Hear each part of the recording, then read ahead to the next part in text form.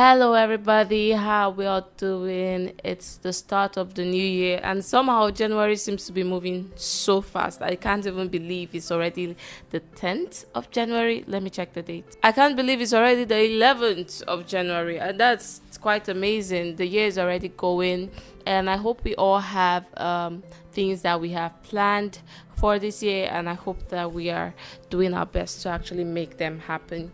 So this year I have decided that one of the most interesting things for me when I read the Bible are the stories that are written in it.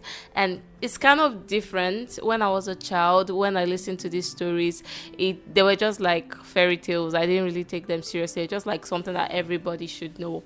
But now when I read them, I see a new perspective to it. I'm like, that's crazy. And many times I am also able to connect them to things that happen around me and things that happen to people around me, things that are happening in the world, and I get to understand why people behave in certain way. Not like I get to understand, like I can relate, but more like at this point I'm just like, okay, it's not the first time this is happening. So today we are going to be starting a new playlist where I'll be telling you every week about a character in the Bible and how I got to interpret the kind of things that they did, and quite some things that were quite shocking for me when I was reading the Bible. So today we are going to start with the story of Jael, and I know a lot of people might not know this story because it's not as popular in the Bible. In fact, it was until I read it that's when I realized, wow, this is actually written in the Bible. And a lot of people who grow up Christians, in a Christian home, you may not have heard this story because it's not the typical story that you get to hear from the Bible.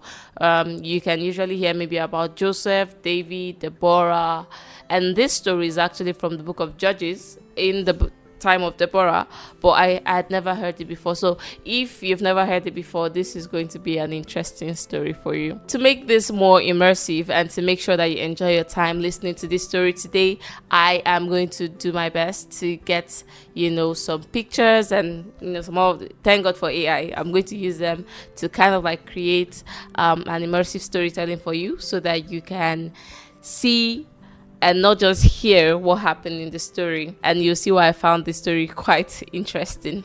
All right, that's enough chit chat. Let's get into it. So today we're going to look at the story of Jael, and it starts in the time of the Judges. The people of Israel turned again from the ways of the Lord. Because of this, they came under the rule of a man called Jabin. He was the king of Canaan at the time. For many years, they lived under his power, and he had a commander of his army. His name was Sisera. He was feared because of his strength, his weapons, and he had like a lot of people. He had 900 chariots of iron, and for 20 years, Israel was heavily oppressed. During this time, God had raised up Deborah, a prophetess who judged Israel at the time. She spoke the word of the Lord to the people, and then she called for Barak and told him that God would draw Sisera and his army to battle and would give the victory to Israel's hand. So when the day came and the two armies met, the battle did not turn by human strength alone, actually. God intervened in the battle, and confusion came to Sisera's forces, and the power that he trusted had failed him. And so this is what the scripture said particularly. It said, "And the Lord discomfited Sisera and all his chariots and all his host with the edge of the sword before Barak, so that Sisera lightened down off his chariot and fled away on his feet." So this great commander left his chariot behind and ran. He did not go towards his army, he ran alone. So in his escape, he came to the tents of Heber the Canaanite. Now, there was peace that time between Heber's household and the king of Canaan, and Sisera believed he had reached a place of safety. Heber had a wife who is the main character of this story today. Her name was called Jael. So she came out to meet him. She spoke to him and then invited him to her tent, and she told him not to be afraid. After all, at that time, there was like peace between them, so he thought he had reached a safe zone. According to scripture, this is what Jael told him: Turn in, my lord, turn in to me, fear not. And because Sisera thought like this was a safe space, he quietly went into the tent. Jael covered him with a mantle, and then he was like resting. He got thirsty along the way, and then he asked her for water to drink. Reading directly from scripture, this is what he said: "Give me, I pray thee, a little water to drink, for I am thirsty." Now, Jael did not give him water to drink. Jael did not give him orange juice or something like close to water at least to drink. Jael gave him milk. Jael treated him like a king. I'm sure milk was not so, available back then. And even if it was, somebody asked for water and you gave him milk.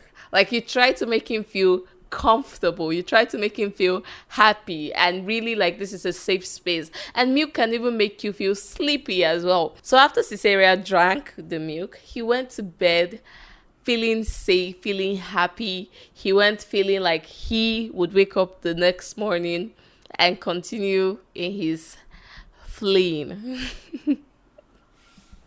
I'm sorry, you can already tell from the way I'm laughing. It didn't happen that way. After Jael gave him milk to drink, Sisera had told her that if anyone asks if he's in the tent, she should tell them that no one is in the tent. And Jael agreed and, covered Sisera up so that he would sleep peacefully till the next morning. While Sisera slept, Jael rose up and then she took a tent nail and a hammer. And then she went quietly to where he was sleeping. And then the Bible speaks plainly of what follows. This is what the Bible said. Then Jael, Heber's wife, took a nail of the tent and took an hammer in her hand and went softly unto him and smote the nail into his temples and fastened it into the ground, for he was fast asleep and weary, and so he died. What? Bible, you say what? Wow, that woman is fierce. Like, first and foremost, she made the man feel comfortable. He asked for water. She gave him milk. Like, guy, don't worry, I've got you. And then, while he's sleeping, she took a nail. You know this nail that they use to hit tents in? They are quite huge. She took the nail and a hammer and then struck in between his temples. Like, wait, I need to know what those temples are actually.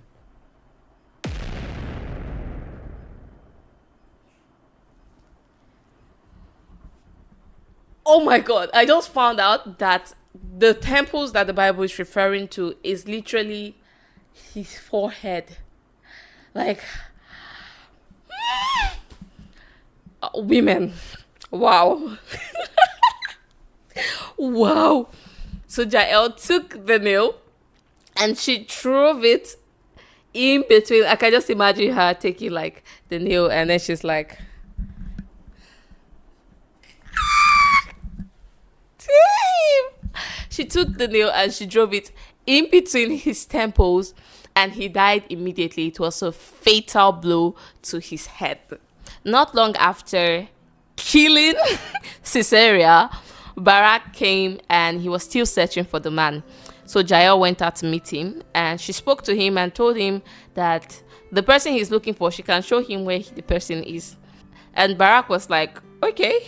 Then she took him to the tent where she had killed Sisera with the nail still in his temples. That was the day that marked the fall of the power that had ruled over Israel. And you can see that later in the next chapter of Judges, which is Judges chapter 5, Deborah sings a song praising Jael and her courageous act of putting a nail in the temples of this man called Sisera, which had been a terror to Israel for a long time. Now I can just imagine young children singing this song. Blessed be Jael, who when Sisera, the captain of the armies, ran into her tent. She took a nail like hit between his temples. Like, that's a crazy song. That's a crazy song for children to sing. And I'm sure that children actually sang that song. Although it seemed like something so harsh, something so murderous and quite odd for children to be singing that kind of song. It was that day that actually marked liberation for, the children of Israel, and it was the act of Jael. When I was reading this scripture initially, I had actually thought that Jael's husband, had betrayed Israel, because he wasn't living with his people anymore. He was living and he was at peace with the enemy. But it's so funny that even though that was the situation, and Israel probably would have turned their backs on them at that point, still, Jael could, realize that, okay, this is God giving Sisera to the hand of Israel. And I'm sure it wasn't easy for her to take a nail and then to put it in between a man's forehead. It would have taken a lot of energy to actually make that happen. And the man was still asleep, so he even died peacefully. But it would have taken a lot of energy, but she did it. And although this is just me in my mind saying that she must have felt bad or it would have been difficult, because if you read the Bible, it didn't seem that difficult to her. She was like, I'll show you the person that you are looking for. And then she took Barak there like, is this your first time? Anyway, so that is the story of Jael and the courageous act that saved the children of Israel from Sisera, who was the captain of the army that were oppressing Israel at the time. And this story stuck out to me because of the courage of Jael and because it's plain murder that is celebrated in the Bible. But it was murder that was necessary to the liberation of the children of Israel. And I think it's quite good. It's quite good. I hope to be as courageous as Jael when the time comes, or if that opportunity ever shows itself to me. What do you think about this story? What do you think is the most shocking part of this story? Have you heard it in this kind of light before, or you just heard, oh, Jael was a courageous woman? Because it's possible that you just heard that Jael was the reason why they saved the people, but you never really would have thought about the fact that she murdered somebody with nail and hammer. And I think that's to show how dangerous women can be when they're in their elements as well. Anyway, thank you guys for tuning in today. Thank you so much for coming to watch this video today. Happy New Year. It's the first video of the new year, and we hope to keep getting better and more interesting and immersive videos like this year. I intend to continue this story because I think there are a lot of Bible characters that are quite interesting, and I'd love to explore them with you guys and to hear your thoughts on what you think about them as well. So tell me in the comments, were you surprised by Jael's story? Did it really occur to you that this is what she did that we're celebrating? Will you name your child Jael? Of course, I'll name my child Jael. Yes, I'll name my first daughter Jael. Thank you guys so much for watching. More videos like this are coming, so make sure that you tune in. If you have not subscribed to the channel yet, what are you waiting for? You are doing yourself great injustice if you don't subscribe right now. Bye bye guys, I'll see you next time.